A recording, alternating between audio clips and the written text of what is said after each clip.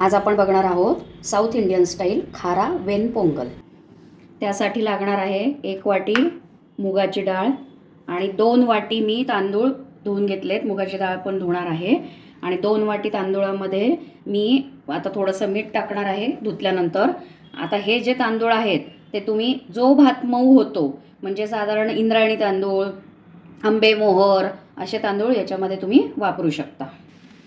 आता खलबत्त्यामध्ये थोडी काळी मिरी आणि थोडं जिरं हे ओबडधोबड कुटून घ्यायचं आहे।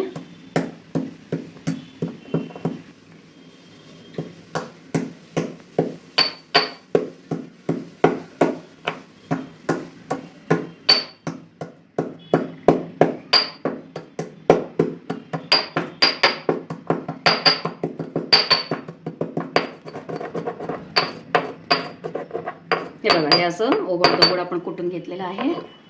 आता कुकरमध्ये शुद्ध तूप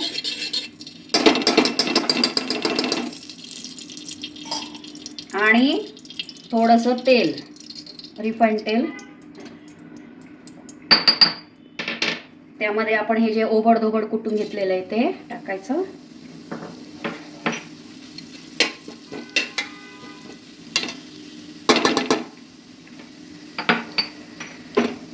आणि हे जे आपण धुवून घेतले डाळ तांदूळ ते आता याच्यामध्ये टाकूया। आता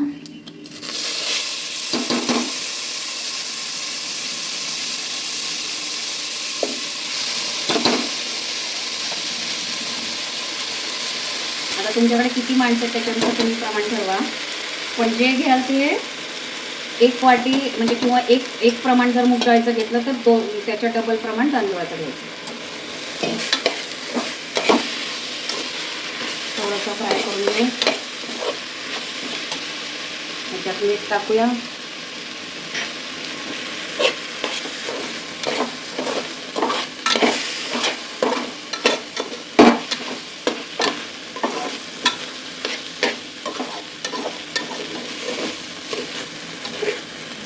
आता तांदूळाचे गुणधर्म जरी सगळ्यांना माहीत असले तरी पण एकदा सांगते की तांदूळ धुतल्यानंतर 1-2 पाण्यात आधी स्वच्छ धुवून घ्यायचे आणि नंतर अजून जे पाणी आपण त्याच्यात टाकू ते पाणी समजा जर तुम्ही अर्धा तास ठेवले तांदूळ भिजवून तर ते पाणी नुसतं पिल्यानंतर तुमचे एमसीचे जे प्रॉब्लेम्स आहेत, बरेच प्रॉब्लेम्स असतात, जास्ती अंगावरनं जाणं वगैरे ते प्रॉब्लेमसुद्धा त्या किंवा व्हाईट डिस्चार्ज होणं ते प्रॉब्लेमसुद्धा त्याच्यामुळे सॉल्व्ह होतात तांदूळाच्या पाण्यामुळे।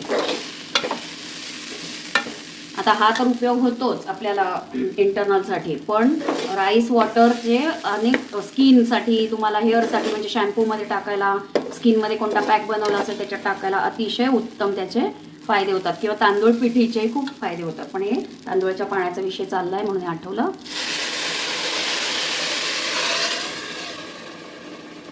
आता याला 4-5 शिट्ट्या काढून घ्यायच्या। तर गॅस मोठा करायचा, 4-5 शिट्ट्या करायच्या। हे अशा प्रकारे शिजवून घ्यायचं।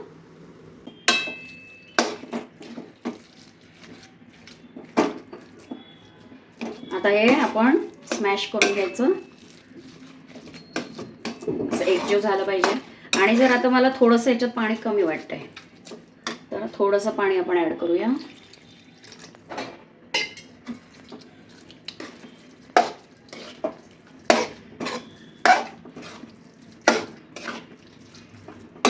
आता हे परफेक्ट झालेलं आहे। तुपाची फोडणी करायला ठेवूया।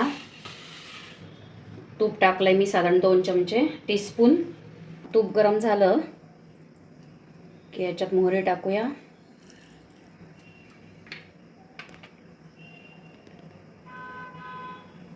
मोहरी तडतडली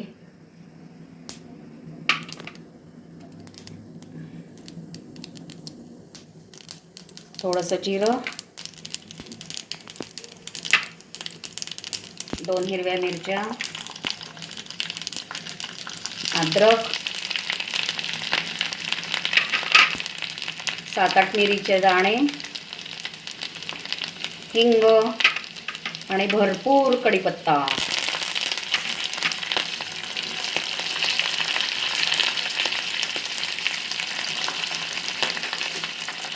हे टाकून घेऊया।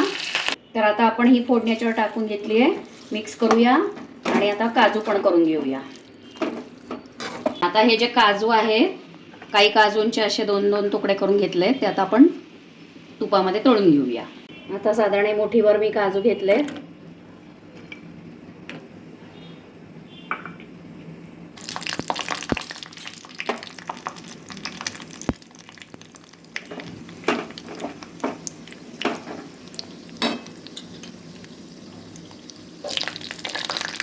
आता हे असे एवढे लालसर व्हायला पाहिजे. गॅस बंद करूया.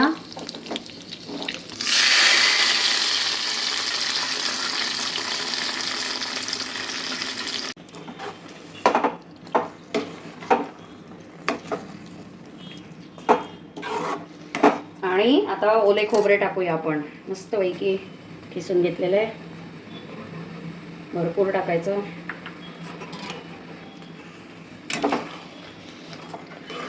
ओल्या खोबऱ्यामुळे शरीराला वंगण मिळते, केसवाढीला उपयोगी पडतं, भरपूर उपयोग आहे.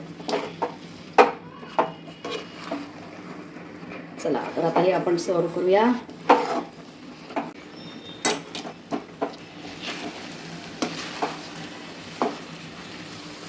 आता हे आपले पोंगल तयार झालंय.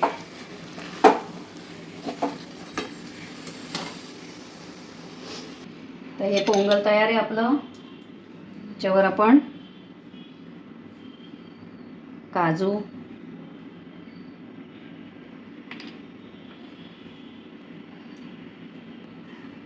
आणि थोडी काळी मिरी, ओलं खोबरं,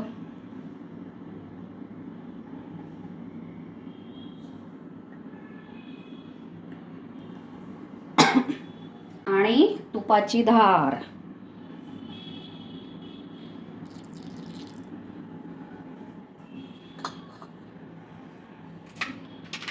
चला तर मग मस्तपैकी खायला. आम्ही पण आता बसतोय गरम गरम खायला. चला तुम्ही पण.